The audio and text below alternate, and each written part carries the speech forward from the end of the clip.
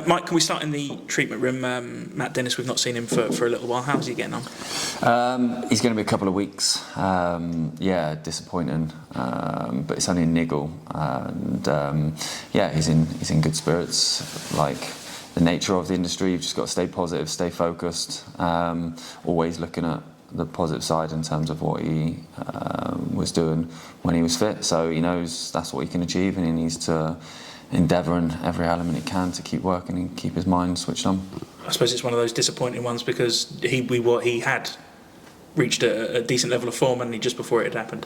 Yeah, 100%. And since we've come in, we've seen his potential, and he knows that more than anybody. So it's just about trying to unravel that. And when on his day, I think he's unplayable. He's unstoppable. The pace and power, and he can finish as well. So of course it's frustrating for him, for us, but that's the nature of it. There will be far more challenges in his career. He's a young lad, and the quicker he gets over it and keeps his focus, then the better off he'll be. And Joe Tomlinson, obviously out at the weekend. How's he doing? Well, if you speak to him, he's just another Max Dean scenario. Yes, yeah.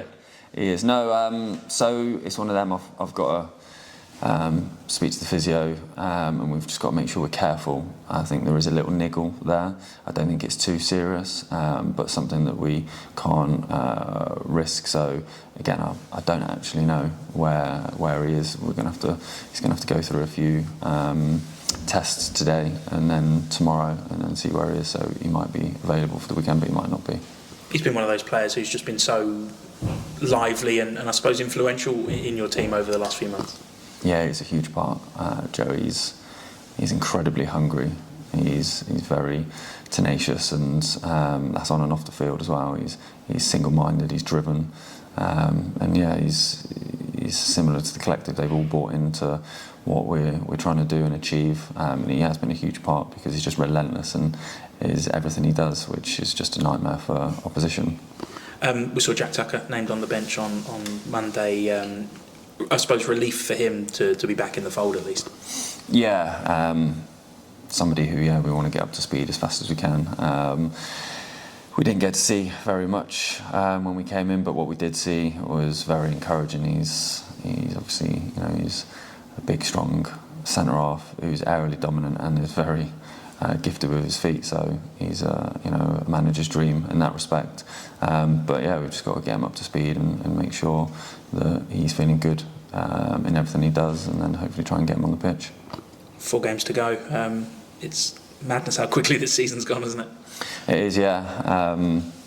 The start of the season seems like another lifetime, but exciting. So all we can do is make sure that we learn from a disappointing performance from my part in the last game, but if we can learn from it and make sure that we're putting the detail and taking the positives from it, we're a minute or two away from still taking 3 points. So there's so many positives there, and 4 games to go, all focus on a very tough one off the back of fighting for their lives. They've just beat Crewe 3-0 away from home, so we know how hard it's going to be.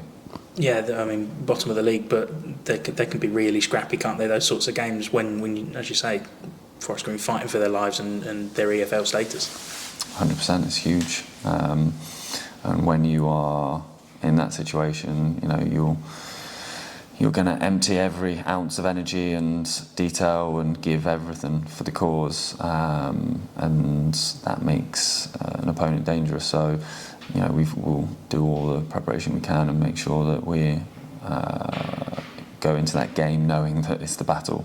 We have to win the battle. There might not be too much football played. Who knows? It might take 85 minutes for the game to settle.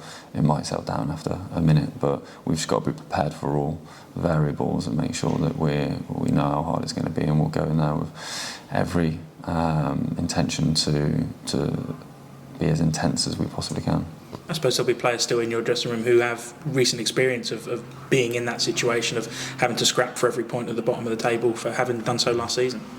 Yeah, I'm sure there'll be a few lads that haven't experienced that scenario, but it's common in your career, and it brings a level of anxiety. But what they've got is a squad and a manager who will channel that and make that work for them.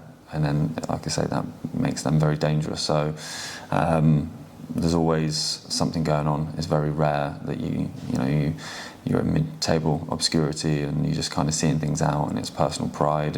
You're either trying to push to get to a certain place in the league or trying to fight to get away from a certain place in the league, which makes it exciting into the season. And of course, a manager in Steve Cottrell who's been there, seen it, done it several times over. And that's the fact, yeah. When you have that experience and you've got the knowledge, it's just about challenging it, because you know the lads are going to die for the cause. So it's going to be really difficult. We've seen your subs make massive impacts in games in recent weeks. Shows the depth that you've got in the squad, and that you're available to turn around if things aren't necessarily going right. You know you can turn around and go, these players will make a difference. Yeah, 100%. And it's credit to them, their character first and foremost, but in their quality. So it's ideal for us as coaches in terms of we've got players, so much quality on the bench, which isn't easy because everybody wants to be on the field starting games. But yeah, huge credit. They are the most important people on a match day because they can affect the group negatively and positively. So it's really deserve a lot of credit for that, because all the subs have come on since we've been here have really give everything and made a huge impact. Excuse me, one of those players we're about to speak to is Ethan Robson, and he's one of those players who's coming off the bench fairly regularly. How do you think he's got on? And I suppose it's a testament to his patience, isn't it, that he has to wait for those opportunities? Yeah. He's an exceptional football player.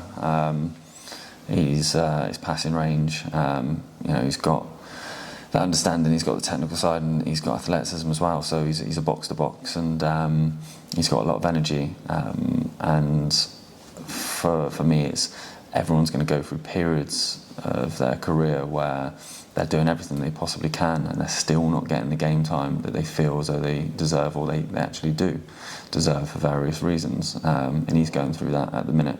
So challenges come in all shapes and forms, but he's facing it head on, and he'll definitely be stronger for it. I imagine I already know your answer to this, but I feel like they're all must wins now, aren't they, in these final 4 games? Yes. I think always talk about it's only next game, but of course we've got a small amount of games left, so they're all must win. And then if that's the mentality, is the next game, which then if you're starting a season, they're all winnable, and that's you just got to tick them off one by one. 100% focus on this one.